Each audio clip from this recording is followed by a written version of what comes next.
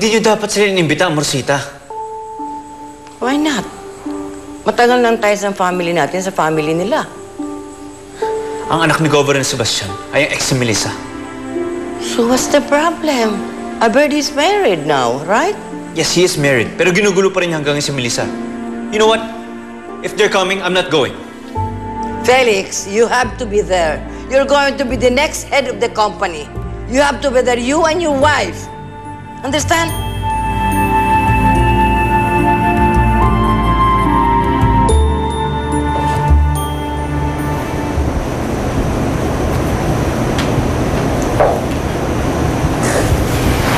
Kung ayaw mo sumama sa party, okay lang naman eh. Pakikiusapan ko na lang si Amorcita.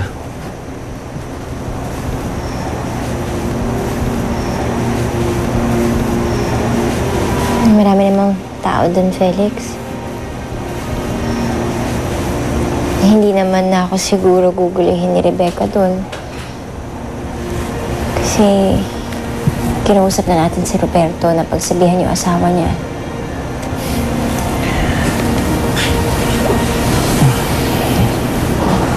I'm just worried sa'yo, Melissa.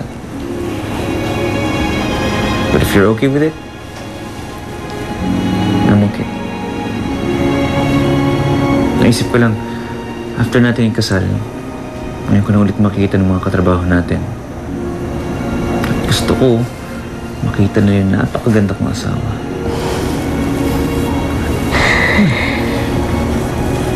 Hindi siguro ako mapapagod sa kakarinig niyan sa'yo.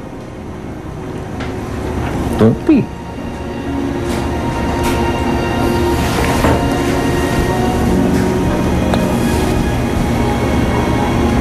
I love you. I love you more. Love me more.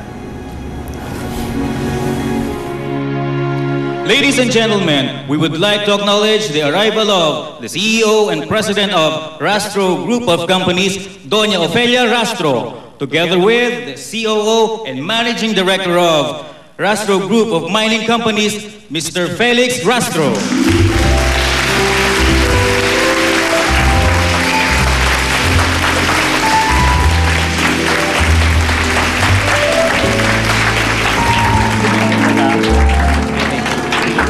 Word about your accident. Thank you. Thank you for coming. Thank you. It's nice to see you on your feet again. Oh, thank you. No, thank you. Thank you. Enjoy. Iho, meron sila Mr. and Mrs. Escudero. All clients of ours. Come, I would like you to meet them. Okay. Melissa? Excuse us. Come in.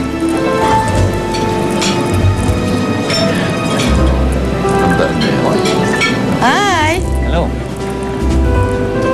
Ah, Mr. and Mrs. Escudero. You know, the governor? Yes, perfect.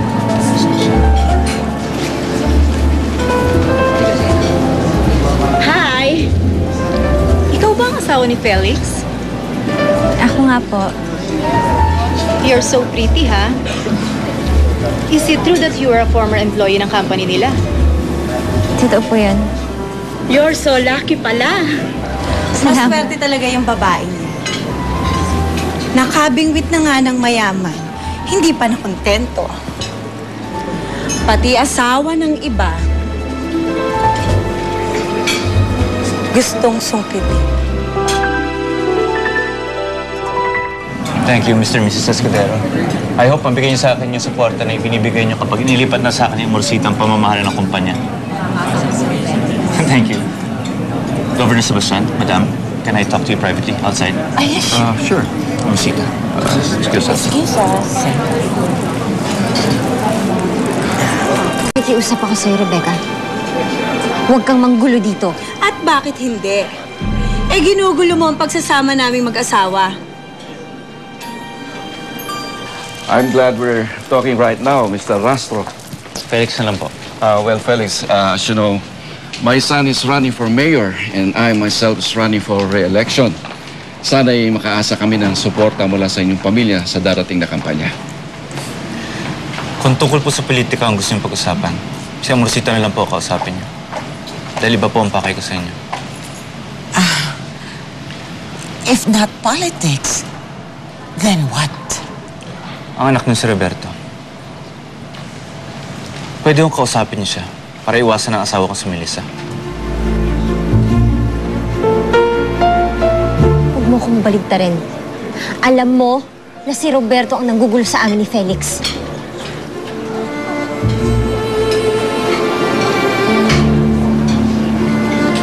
Rebecca, hindi kita sinama dito para mag-skandalo ka. Sabi ko na nga ba ayaw mo talaga akong isama dito dahil ayaw mong istorbohin ko kayo ni Melissa. Ayaw na si Melissa. Halikan mo siya gaya ng ginawa mo dati. Pagtaksilan mo ko sa harapan ko, ha? Why would I stop? Hindi pa ako tapos.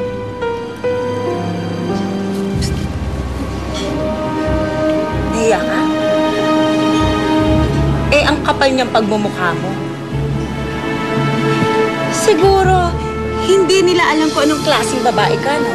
Rebecca, tama na. Hindi niyo ba kilala tong babaeng to?